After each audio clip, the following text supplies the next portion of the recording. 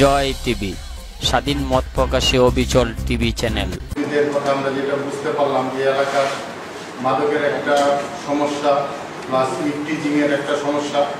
আমরা কি বলি যে লন্ডন, আমেরিকা, জাপানের মতো পুলিশ চাই, কিন্তু নিজেরা লন্ডন, আমেরিকা, জাপানের মতো নাগরিক হতে কিন্তু আমরা রাজি নই। আমাদের যে ওসি জামালউদ্দিন মির, আপনারা দেখেছেন কিভাবে ত্রাণ সহায়তা করেছে, তিনি কিভাবে মানুষের দাঁড়িয়ে দাঁড়িয়ে গিয়েছেন। তিনি কিন্তু করোনা বিজয়ী একজন যোদ্ধা। বিএনপি ওয়ারি বিভাগের এডিসি নাজমুল্লাহ কিশোর শিক্ষক পরিবারকে তিনি খাদ্য সহায়তা করেছেন। আপনি বলেন কিশোরকে যখন পুলিশে ধরবে তখন দেখা যাবে আমার এই মুরব্বীর আত্মীয় স্বজন, উনি বলবে যে না এই ছেলেটা এইমাত্র এখানে দাঁড়িয়েছে, এইমাত্র দাঁড়ানো যাবে। আমার নেত্রী মাননীয় প্রধানমন্ত্রী দেশরত্ন শেখ হাসিনা দিনের কর্মকাণ্ড শুরু করে তাহাজ্জুদের নামাজ দিয়ে ফজরের নামাজ পবিত্র কোরআন তেলাওয়াত করে তিনি তার কর্মকাণ্ড শুরু করেন। আমাদের বিপ্লবী সাধারণ সম্পাদক জাহিদ সাহেব কাজ করছেন। উনি যেভাবে এই কদমতলী থানায় 35টা ইউনিট উনি প্রত্যেকটা এলাকায় মহল্লায় ঘুরে ঘুরে যেভাবে এই কমিউনিটি পুলিশের কার্যক্রমটাকে বেগবান করার জন্য উনি যেভাবে পরিশ্রম দিয়ে যাচ্ছেন, সমাজের শৃঙ্খলা ফিরে আনার জন্য, দেশের আইন শৃঙ্খলা সুষ্ঠুভাবে চালানোর জন্য এই কমিউনিটি পুলিশ বিশ্ব দরবারে একটি জায়গা করে নিয়েছে। আজকে আসলে যে কমিউনিটি পুলিশিং এর মিটিংটা আসলে বক্তৃতা দেবেন আমাদের সম্মানিত প্রধান অতিথি ও বিশেষ অতিথি। তারা আসলে আমাদের কমিউনিটি পুলিশিং এর কাজকর্ম, তাদের করণীয় কি, তার আমাদের মূলত দায়িত্বটাকে তারা বুঝিয়ে দেবেন। আর আপনাদের মুরব্বীদের, এই এলাকার মুরব্বী বা এই সি ব্লকের মুরব্বীদের কথা আমরা যেটা বুঝতে পারলাম যে এলাকার মাদকের একটা সমস্যা প্লাস ইফটিজিং এর একটা সমস্যা। তো আমাদের কদমতলী থানার যে সভাপতি ও সাধারণ সম্পাদক, বিশেষ করে যে সাধারণ সম্পাদক আপনারা পেয়েছেন, খুব তার সম্পর্কে আসলে আপনারাই ভালো জানেন। তবে তিনি যদি আমাদের আসলে একত্রিত করে কাউন্সিলিং করেন, আপনাদের এই এলাকার যে সমস্যাগুলি আপনারা চিহ্নিত করেছেন সেগুলি আসলে আমরা খুব তাড়াতাড়ি অচিরেই শেষ করে দিব ইনশাআল্লাহ। কদমতলী থানা পুলিশিং কমিটি, আমাদের এই সভাপতি সাধারণ সম্পাদক এবং উপস্থিত আমাদের যারা আছে সবাই একসাথে সম্মিলিতভাবে কাজ করে আমরা এই সকল সমস্যাগুলি সমাধান করব। এগুলো আমার বক্তব্য শেষ করছি। বিসমিল্লাহির রহমানির রহিম। উদ্যোক্তার সভার সম্মানিত সভাপতি এবং মেধানগর শ্রীব্র কমিউনিটি পুলিশিং কমিটি আয়োজিত আজকের অনুষ্ঠানের সম্মানিত সভাপতি এবং আমাদের কদমতলী কমিউনিটি পুলিশের সম্মানিত সাধারণ সম্পাদক, সম্মানিত সচিববৃন্দ এবং বিভিন্ন নেতৃবৃন্দ সহ সবাইকে আমার পক্ষ থেকে আন্তরিক অভিনন্দন, অভিবাদন। আজকে প্রথমেই আমি যে কথাটি বলতে চাই, হয়তো আমাদের ব্যর্থতা, আজকে উপস্থিতিটা অনেকটা কম, কিন্তু এই ব্যর্থতাকেই যিনি সারিয়ে তুলতে এসেছেন তার চেয়ে অক্সফোর্ড খ্যাত ঢাকা বিশ্ববিদ্যালয়ের ছাত্রনেতা, বাংলাদেশের আওয়ামী লীগের একজন নেতা, যিনি রাজধানী শহরে পূর্বজোড়া স্কুলের গভর্নিং বডির অন্যতম সভাপতি এবং ফরিদপুরে একটি স্কুলের তিনি কিন্তু সভাপতি। আমার বন্ধুবর জনাব অধ্যাপক জাহিদ খান, তাকে আমাদের পক্ষ থেকে আন্তরিক অভিনন্দন, অভিবাদন জানাই। উনি আসার পরপরই কিন্তু বিশেষ করে কমিউনিটি পুলিশের কিন্তু একটা জোয়ার সৃষ্টি হয়েছে। এই পর্যন্ত আমরা প্রথম, দ্বিতীয়, তৃতীয় পর্যায়ে এসে কিন্তু আমরা মেরাজনগরে এসেছি সি ব্লকে। সত্যি যদিও সংখ্যাটা কম উপস্থিতির, কিন্তু এখানে যারা এসেছেন সবাই সমাজের গুণী জ্ঞানী। এখানে উপস্থিত হয়েছেন সম্মানিত সভাপতি জাকির হোসেন মেরাজনগর সি ব্লকে এবং শহীদুল ইসলাম বাবু। উপস্থিত হয়েছেন একজন আওয়ামী লীগের নেতা, যিনি একজন সংগঠক, মুবারক হোসেন ভাই। উপস্থিত হয়েছেন আমাদের আলেম সমাজের অমর ফারুক হুজুর এবং দুপুর বক্তা রফিকুল ইসলাম। আরও উপস্থিত হয়েছেন আলী হোসেন নেতা, আওয়ামী লীগের, আপনারা জানেন সাবেক যে আমাদের এমপি মহোদয় ছিলেন সানজেদা কানন, তার ব্যক্তিগত সহকারী রফিকুল ইসলাম শিপলো এবং আলিয়াসগর সহ এখানে আছেন তানভীর এবং আরো অন্যান্য নেতৃবৃন্দ। এখানে বক্তব্য রেখেছেন আলী হোসেন মেদা, আব্দুল বারেক আমরা সত্যি মুগ্ধ যে আজকের এই সভায় আমাদের একজন শিক্ষাবিদ আমাদের নুরুল ইসলাম স্যার এখানে উপস্থিত আছেন, রফিকুল ইসলাম সাহেব বক্তব্য রেখেছেন, শাহিনুল ইসলাম সহ অনেকেই বক্তব্য রেখেছেন। আমরা বিশেষ করে আমাদের আলোকিত একজন মানুষ কিন্তু পেয়েছি, যিনি আজকে দাবি বেড়াচ্ছেন বিভিন্ন ওয়ার্ডে, সেই অধ্যাপক জাহিদ খানের নেতৃত্বে কিন্তু আজকে আমরা চলছি। আপনারা জানেন আজকে আমাদের পুলিশ কমিটির সম্মানিত সভাপতি এখানে আসেননি, তিনিও কিন্তু একজন শিক্ষারণী এবং বাংলাদেশ কৃষক লীগের কেন্দ্রীয় কমিটির সাবেক সভাপতি ছিলেন। তিনি দুনিয়ার মতো জায়গায় আপনার বর্ণমালা স্কুল অ্যান্ড কলেজ প্রতিস্থাপন করেছেন। নিঃসন্দেহে তিনি একজন ভালো মানুষ এবং বিশিষ্ট শিক্ষারণী সেই আব্দুল সালাম বাবুর কথা আমি স্মরণ করছি, যিনি ইতিমধ্যে কমিটি পুলিশে 2019 এবং 2020 সালে তিনি অনুবিদ্ধ কার্যক্রমের জন্য পরপর 2 বার ডিএমপির শ্রেষ্ঠ কমিটি পুলিশিং সভাপতি নির্বাচিত হয়েছেন। আপনারা জানেন আমাদের কদমতলী থানা ডিএমপি ওয়াই বিভাগে কদমতলী থানার অফিসার ইনচার্জ জনাব জামালউদ্দিন মীর মহোদয় কিন্তু ডিএমপির শ্রেষ্ঠ পুলিশ কর্মকর্তা নির্বাচিত হয়েছেন। এটা কিন্তু আমাদের সবার লক্ষ্যের ফসল। এখানে কিন্তু বলেছেন আলী হোসেন মৃধা, তিনি অনেক বলেছেন যে সমাজের উন্নয়নের জন্য, সমাজের ভালোর জন্য কিন্তু আমরা কাজ করি, আমরা কেউ পকেট বাড়ি করার জন্যই না। আসলে আমরা সবাই কিন্তু এই অর্থে এখানে এসেছি যে সমাজের ভালো কার্যক্রমগুলো আমরা পরিচালিত করব ভালো মানুষের হাত ধরে। এখানে শিক্ষক, ব্যাংকার, ভাড়াটিয়া এবং রাজনীতিবিদ সহ সমাজের বিভিন্ন পর্যায়ের লোক, ভালো লোকগুলি যদি এখানে আসে তাহলে আমরা কিন্তু সমাজটাকে বদলে দিতে পারবো। এখানে কিন্তু আব্দুল বারেক ভাই বলেছেন যে ইয়াবা এবং আইস এখন নাকি সমাজের একটা বেদি, মাদক বলতে একটা বেদি, কিন্তু এই বেদিকে নির্মূল করার জন্য কিন্তু আমরা সাধারণ মানুষগুলো, ভালো মানুষগুলো এগিয়ে আসি। আমরা যদি আমাদের অভিভাবকদের দিয়ে বোঝাতে সক্ষম হই যে আপনার সন্তানটাকে আপনি লক্ষ্য রাখুন, আমার সন্তানরা যখন বাসায় আসে আমরা যদি একবার তার দিকে খেয়াল করি, তার কাছে বসি, তার সাথে কথা বলি, তাহলে কিন্তু আমরা বেরিয়ে আসবে যে সে কোথায় যাচ্ছে, সে কি খাচ্ছে, সে বাইরে কি করছে। এই যে আমাদের সন্তানদের সাথে আমাদের একটা সুসম্পর্ক আমাদের কিন্তু স্থাপন করতে হবে। কোনো ছেলেপেলেকে যদি আমরা বাহিরে দেখি, যে স্যার বলছিলেন যে এখানে আড্ডা মারার সেই দিন কিন্তু এখন নেই। বাচ্চারা যাবে কোথায়? তাদেরকে কাউন্সিলের মাধ্যমে আমাদের ব্যাক করতে হবে। আড্ডা যখন দিবে, হ্যাঁ, খারাপ ইফতিজার, খারাপ ছেলেপেলে কিন্তু এখন বাড়ছে। এটাকে সাহায্য করার জন্য আমি মনে করি এখানে যে কমিউনিটি পুলিশের যে সভাপতি সেক্রেটারি মোবারক ভাই যথেষ্ট। আমরা যদি কিশোরগঞ্জকে দমাতে পারি সেটার জন্য কিন্তু আমি একটা ব্যক্তিগতভাবে আমি মনে করি আমরাই যথেষ্ট। যদি আমরা পথ থেকে দাঁড়িয়ে যাই, তারা খারাপ মানুষ কিন্তু 100 আর আমাদের ভালো মানুষ একজনই যথেষ্ট। আমাদের দাঁড়াতে হবে। এখন বিড়ালের গলায় ঘন্টাটা বাদ দেখে আমরা একজনের কিছু কে কথাটা বলবে না, একজন সাহস করে বলতে হবে। আপনারা জানেন ঢাকা ওয়াসা নামক স্থানে বিল্লাল মিশরি নামে একজন লোক ছিল, জানেন তো? এটা নিয়ে যখন আমি আন্দোলন করি, সে কিন্তু আমাকে পরপর 2 বার অফার করেছে যে স্যার আপনি এটা থেকে সরে পড়েন, আমরা আপনাকে প্রতি মাসে 50,000 টাকা দেবো। আমি সরিনি। পরে কিন্তু সে হুমকি দিয়েছে, আপনার 2টা সন্তান আছে, আপনার কিন্তু এই পৃথিবীতে কেউ নেই, আপনি এখান থেকে সরে যান, আপনার সন্তানগুলোকে কিন্তু আমি শেষ করে দেবো। তাকে আল্লাহ মানে যেদিন আপনার মৃত্যু, সেটা কিন্তু কেউ ফেরাতে পারবে না। আমাদের দাঁড়াতে হবে, সমাজে দাঁড়াতে হবে। সে বিল্লাল মিশরি আজকে কোথায়? ক্রস ফায়ারে চলে গেছে। আমাদের ঝুঁকিটা নিতে হবে। আমি যদি একটা ভিন্ন ধর্ম থেকে এসে আপনাদের ধর্মে ইসলাম ধর্ম গ্রহণ করে যদি আমি দাঁড়াতে পারি, আমার পিছনে কেউ নাই, আমি যদি দাঁড়িয়ে সেই প্রতিবাদটা করতে পারি, আপনারা কেন পারবেন না? আপনি দাঁড়িয়ে যান। একমাত্র মৃত্যুর ফয়সালা কে দেয়? আল্লাহ যদি ফয়সালা দেয়, তাহলে আপনাদের কেউ এখানে দমিয়ে রাখতে পারবে না। আসলে আমরা সবাই প্রত্যেকের জায়গা থেকে যে কমিউনিটি পুলিশের কর্মকর্তা আছে তারাই করবে, তারাই দেখবে, সমাজপতি তারাই দেখবে।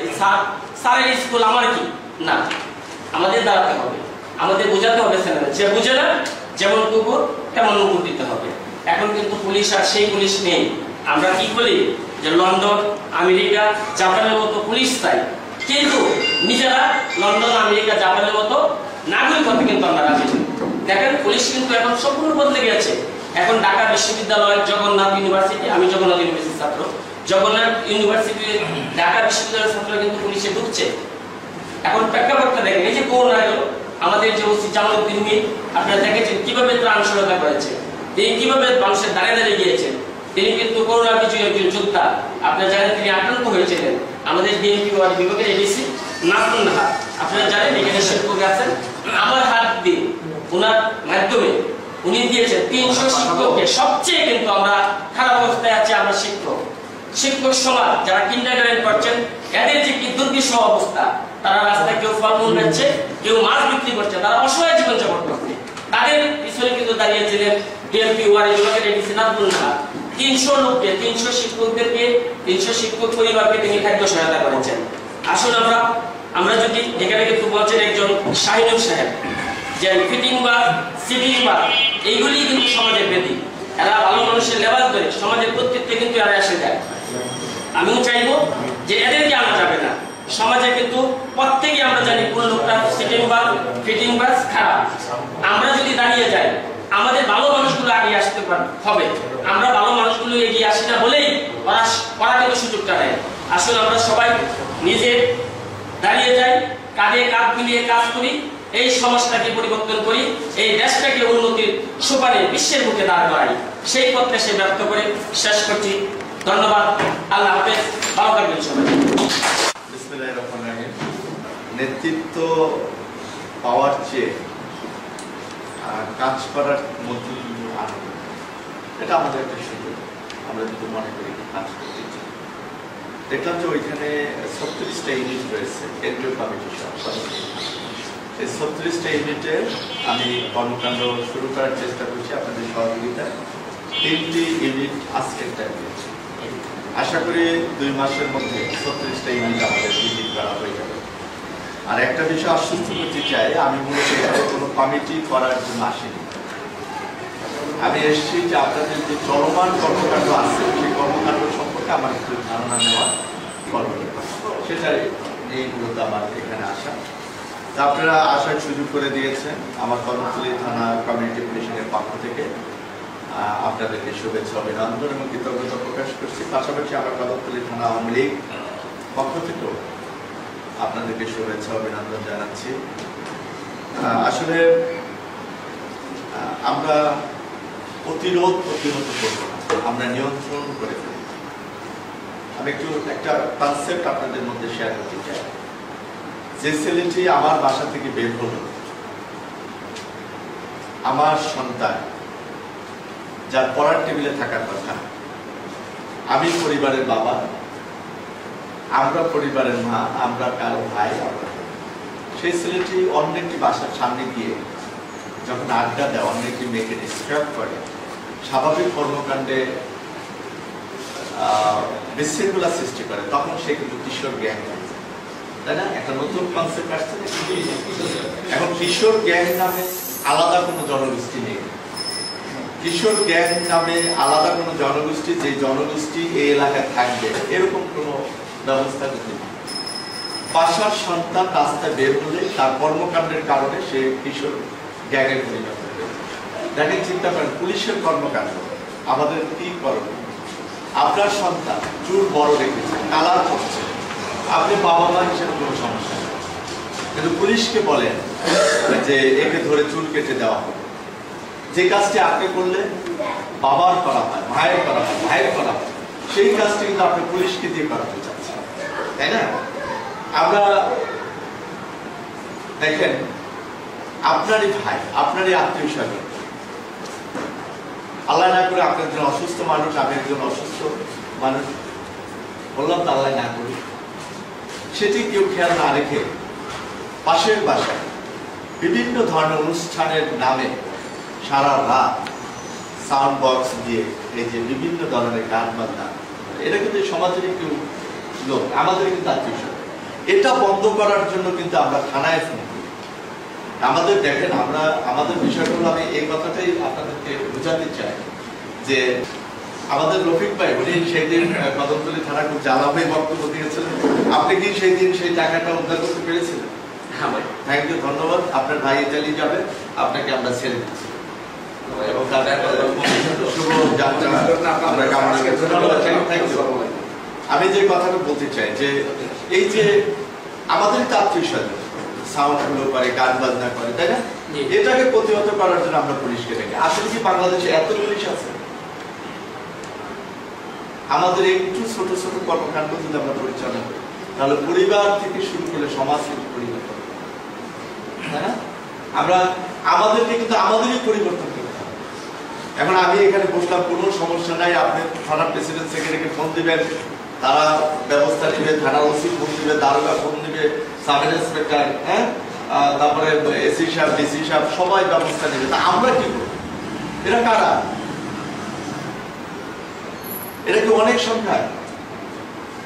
আরেকটি কথা আমার ভাই বলছে, আমাদের তাবলিগ লীগের সম্মানিত নেতা বলছে যে কি যেন সিটিং বাস ফিটিং বাস এরকম একটা শব্দ আমাকে বলছে। আমি এই সমস্ত টার্মের সাথে আমি সংযুক্ত না, পরিচিত না, এবং এগুলো আমি অ্যালাউ করি না। আমি অ্যালাউ করি না আমার লাইফে। আমার যে পাইপলাইন কর্মকাণ্ডে সেখানে আমি এগুলো করি। আপনার যদি কোনো বক্তব্য থাকে থানায় গিয়ে, কিন্তু আপনার মহল্লা থেকে যদি কাউকে ধরে, আপনি তদবির করে তাকে যদি রেখে দেন, তাহলে কোনো একটা লোক, একটা গ্রুপ আপনাকে নিয়ে ইউনিটে হবে যে আপনি খুব ক্ষমতাবান। ক্ষমতা দেখানোর দরকার নেই। যদি মনে করেন যাকে ধরেছে তিনি একজন নিরাপরাধ, তিনি একজন ভালো মানুষ, আপনার সাথে দুইজন মুরব্বী নিয়ে থানার ওসির সাথে বললেন, ভাই আমি সার্টিফিকেট করতেছি, এই লোকটা ভালো। কিন্তু ধরার সাথে সাথে সেখানে কোনো তদবির করবেন না, কারণ আমাদের স্পষ্ট নির্দেশনা আছে, ধরা মাত্রই তাকে থানার কাস্টডিতে পৌঁছে দিতে হবে। পুলিশ তাকে মনে হচ্ছে অপরাধী, সে তাকে ধরে নিয়ে যাবে। আপনার যদি কোনো এই ব্যাপারে মনে হয় যে এই ছেলেটি ভালো, আপনি থানায় গিয়ে ওসি সাহেবকে বলবেন যে ভাই আমরা আসছি, ওই ইউনিটের প্রেসিডেন্ট সেক্রেটারি, এই ছেলেটি ভালো, নিরাপরাধ, ওর এই পরিচিতি দেখেন, আমার সাথে আরো দুজন বলবে, সেখান থেকে নিয়ে আসবে। কিছু যাচাই বাছাই করে আমাদের কি করতে হবে, চলতে হবে। আপনি বলেন কিশোর জ্ঞান, যখন পুলিশে ধরবে তখন দেখা যাবে যে আমার এই মুরব্বীর আত্মীয় স্বজন, উনি বলবে যে না এই ছেলেটা এই মাত্র এখানে দাঁড়িয়েছে, এই মাত্র দাঁড়ানো যাবে, ছাত্রলীগ স্কুলে যাবে, আদারওয়াইজ করতে যাবে বাসায়, এই মাত্র বলতে কোনো শব্দ হবে। আমাদের কর্মকাণ্ড দেখেন, 1000 বছরের শ্রেষ্ঠ বাঙালি, জাতির জন্য বঙ্গবন্ধু শেখ মুজিবুর রহমান বাঙালি জাতি নিয়ে যে স্বপ্ন তিনি দেখেছিলেন এবং তা বাস্তবায়ন করার জন্য তার উদ্দেশ্য এবং জ্যেষ্ঠ কন্যা দেশরত্ন শেখ হাসিনা আজকে বাংলাদেশে 18 কোটি মানুষের অভিভাবকে পরিণত হয়েছে। দেশরত্ন শেখ হাসিনা মাননীয় প্রধানমন্ত্রী এখন আওয়ামী লীগের সভানেত্রী বা আওয়ামী লীগের প্রধানমন্ত্রী কিন্তু না, উনি এখন সাধারণ মানুষের প্রধানমন্ত্রীতে পরিণত হয়েছে। তিনি এখন শুধু বাংলাদেশের প্রধানমন্ত্রী না, তিনি বিশ্বের অনেক উন্নয়নের রোল মডেল হিসেবে তার কিন্তু পরিচিত হচ্ছে।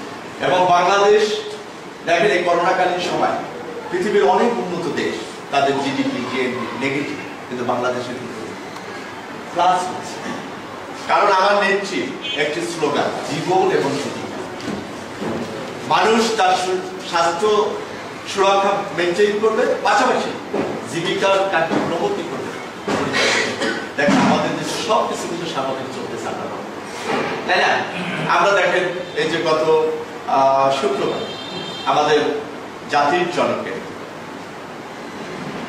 একটি মোরাল ভাস্কর্য, পৃথিবীর চলমান বিশ্বের সবচেয়ে বৃহত্তম মেগা প্রজেক্ট এবং বাংলাদেশ বৃহত্তম মেগা প্রজেক্ট, যাত্রাবাড়ি থেকে শুরু করে দক্ষিণবঙ্গের ভাঙা গিয়ে শেষ হয়েছে, তাই না? পদ্মার ব্রিজটি প্রায় শেষ, 90% কাজ কমপ্লিট হয়ে গেছে। আমরা একটু চিন্তা করি, এই বস্তুগুলোর এই অঞ্চলের মানুষগুলো কি তাকে অতীতে দেখেছে, আজকে কি দেখছে, আগামীতে কি দেখবে? 8 লেন, 12 লেন, 6 লেনের রাস্তা বাংলাদেশে হচ্ছে। জাতির জন্য বঙ্গবন্ধু শেখ মুজিবুর রহমান স্বাধীনতার সপক্ষের শক্তি, একটি শক্তি হিসেবে 1971 সালে 7ই মার্চ যে ভাষণটি তিনি দিয়েছেন,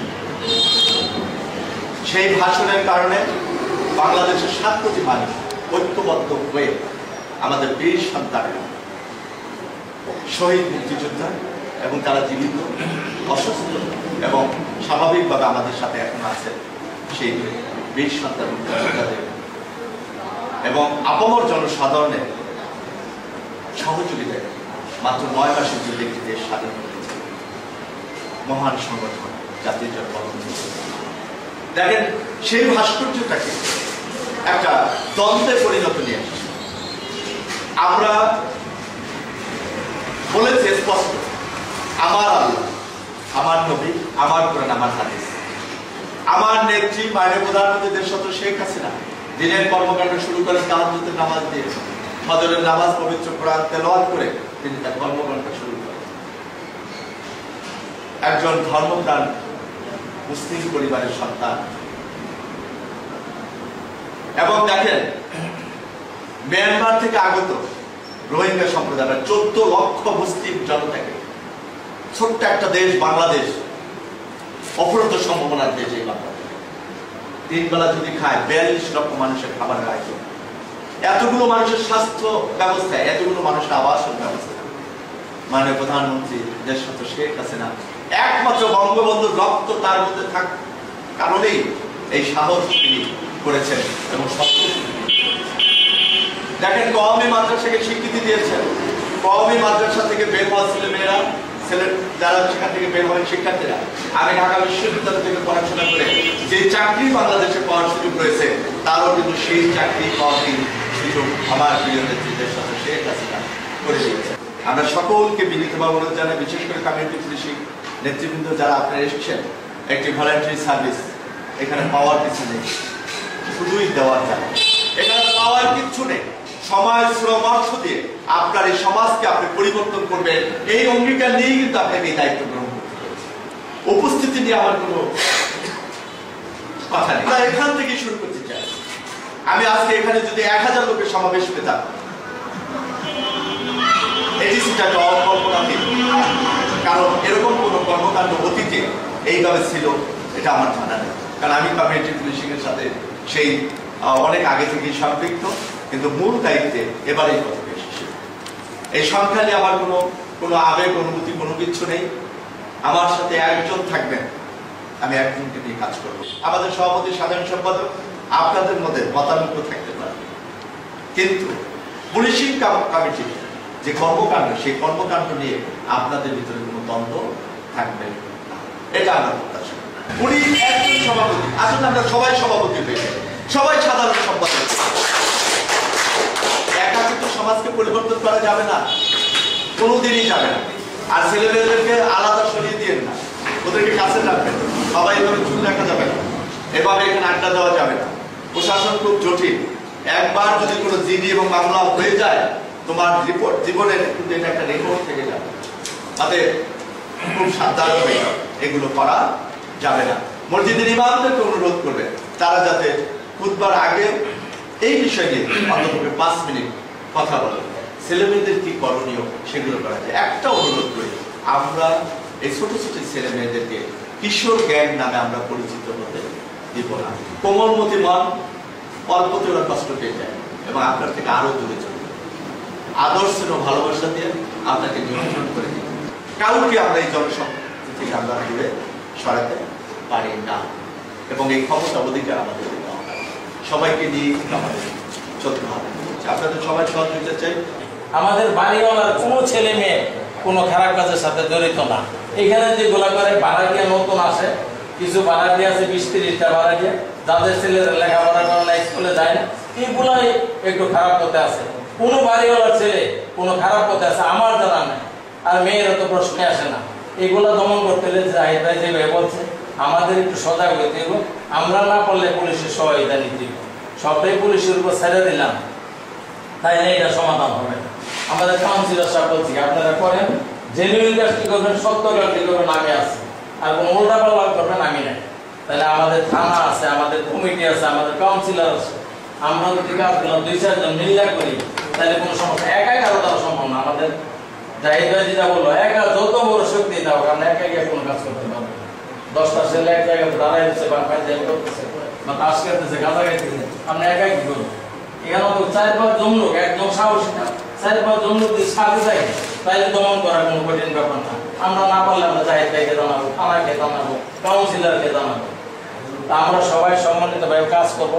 পরবর্তী যে অনুষ্ঠান হবে জাহিদ ভাইরা বলবেন, সভাপতি সাথে থাকবে, আমরা একটু বলছি অন্যভাবে করার চেষ্টা করবো। হঠাৎ করে করছি, লোকজনকে বলার পর আসে না, কিছু লোক আসে মাঝের পরে আবার কিছু আটকে গেছে, এই আসে না, এই না, বিভিন্ন কারণে আমাদের সমাগমটা হয় না। প্রত্যেকবার আমরা অনুষ্ঠানে মিনিমাম 100 লোক আসছে। আজকাল তো 20-25 জন, 100 লোকের নিচে কোনোবার হয়েছে না। আমরা চেয়ারে আনতাম 100, তারপর দাঁড়ায়। যাই হোক, তাইকে অসংখ্য ধন্যবাদ, আমাদেরকে উনি কষ্ট করে সময়টা দিচ্ছে। আমরা মোবারক ভাইকে ধন্যবাদ, আমাদের সমস্ত কাজে মোবারক ভাই আমাদেরকে 100% সহায়তা করে। নিজেদের মধ্যে তর্ক হয়, কথা হয়, বড় লিডাররা তো নিচের কিছু খেপবেই, আমাদের ভুল ত্রুটি লিডাররা খেপা থাকে, মাঝে মাঝে কঠিন কথা বলে, কঠিন নেতাদের না শিখলে নিজের যে কর্মীরা আছে তারা শিখবো, ওনারা ব্রিফিং দিবে, আমরা শিখবো, ওনারা কথা বলবে, আমরা শিখবো, এইটাই নিয়ম বলে আমি আমার আজকের সভা সমাপ্তি ঘোষণা করলাম। আর আমার বক্তব্য এখানে শেষ। জয় বাংলা, জয় বঙ্গবন্ধু, জয় হোক বাংলার মেহনতি মানুষের, জয় হোক পুলিশিং কমিটি।